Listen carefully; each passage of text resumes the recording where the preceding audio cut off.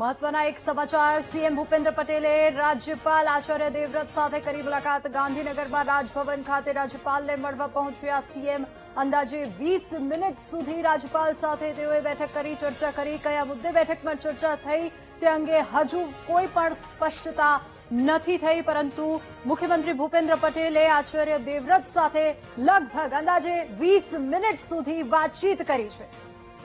વધુ વિગતો સાથે સંવાદદાતા મેહુલ આપણી સાથે ફોન લાઈન પર જોડાઈ ગયા છે। મેહુલ, મુખ્યમંત્રી ભૂપેન્દ્ર પટેલ અને આચાર્ય દેવવ્રત બંને વચ્ચે અંદાજે 20 મિનિટ સુધી વાતચીત થઈ, કયા મુદ્દે થઈ શકી હોય વાતચીત? જી મેહુલ, તો ફરી એકવાર અમારા સંવાદદાતા સાથે વાતચીત કરવાનો અને માહિતી મેળવવાનો પ્રયાસ કરીશું પરંતુ મહત્વના સમાચાર અત્યારે જે પ્રાપ્ત થઈ રહ્યા છે ગાંધીનગરમાં રાજભવનમાં મુખ્યમંત્રી ભૂપેન્દ્ર પટેલ અને આચાર્ય દેવવ્રત રાજ્યપાલ સાથે વાતચીત થઈ છે। કયા મુદ્દે બેઠકમાં ચર્ચા થઈ છે તે અંગે હજુ કોઈ પણ પ્રકારની સ્પષ્ટતા નથી થઈ। વધુ વિગતો સાથે ફરી એકવાર સંવાદદાતા મેહુલ આપણી સાથે ફોન લાઈન પર જોડાઈ ગયા છે। મેહુલ, શું વધુ વિગતો આ સમાચારને લઈને?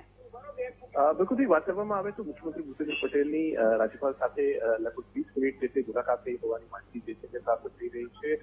સત્તાવાર આ સંદર્ભે આ મુલાકાત સંદર્ભે કોઈ જાહેરાત જે છે હજુ સુધી કરવામાં નથી આવી।